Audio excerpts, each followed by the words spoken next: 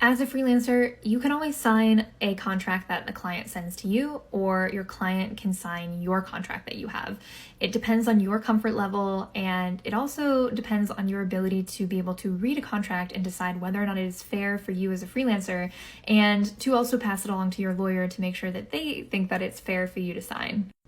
I'm not a legal professional, so I can't give you any legal advice, but personally, I always like to run things by my lawyer to make sure that what I'm signing is fair.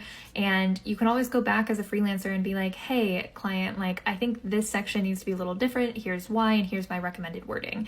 And having a lawyer in your corner to help with that back and forth of getting the contract to a place where it is fair for both parties is really important. And if your client is starting to get upset at you for requesting those changes in the contract or won't budge, then maybe they might not be a good client for you after all, especially if you're making reasonable requests. I think a lot of freelancers and people in general, A, don't fully read contracts, or B, don't think about what they're signing. And hey, I've been the victim of signing something that I didn't fully comprehend or understand or think about the implications if it went wrong or if it went sideways. And that's also why you need professional liability insurance to help protect you from something going sideways, something going wrong. I'm not going to show you my personal contract because, as I mentioned, every contract is unique to your situation and your state and your rules and regulations of where you live.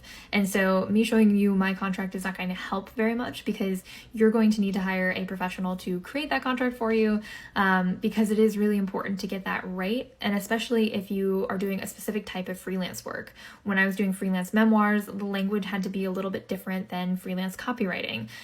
Fixed rate jobs are going to be different than hourly jobs. And so understanding your needs in your contract is going to be really key when you're going into discussion with a lawyer to be able to make that contract.